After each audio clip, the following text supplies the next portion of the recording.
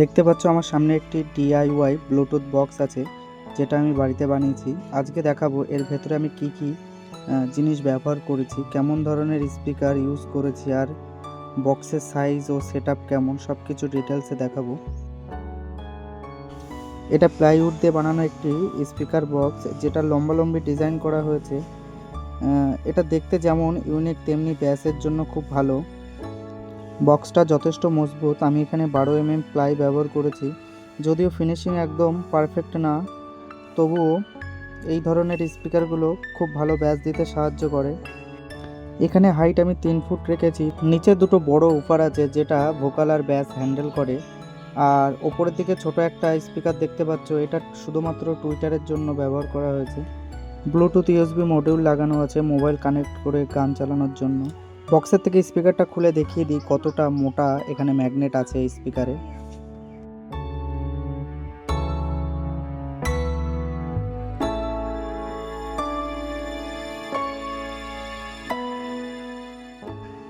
ওপর থেকে প্লাইটা সরিয়ে দেখিয়ে দিচ্ছি এর ভেতরে কি কি সার্কিট আর ট্রান্সফরমার ব্যবহার করা হয়েছে। তো এখানে দেখতে পাচ্ছ একটা বড় ট্রান্সফরমার ব্যবহার করা হয়েছে, যেটা 24 ভোল্ট আউটপুট দেয়। এখানে মেন সার্কিট হিসেবে 2N3773 ট্রানজিস্টর অ্যাম্পলিফায়ার সার্কিট ব্যবহার করেছি। এই ধরনের ট্রানজিস্টর অ্যাম্পলিফায়ার সার্কিট সাধারণত হাই পাওয়ার অডিও আউটপুট দেয় এবং উফার চালানোর জন্য খুব ভালো কাজ করে।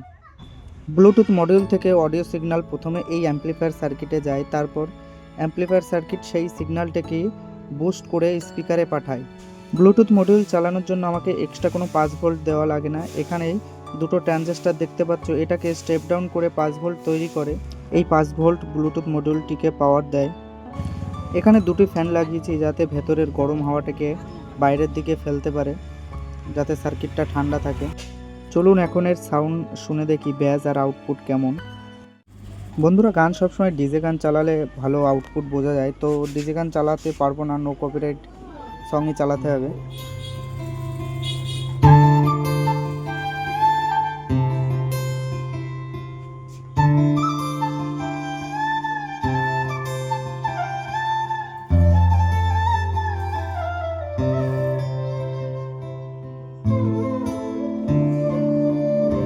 এই মিউজিকটা শুনে মনে হয় না যে বুঝতে পারছেন কতটা আউটপুট দিচ্ছে।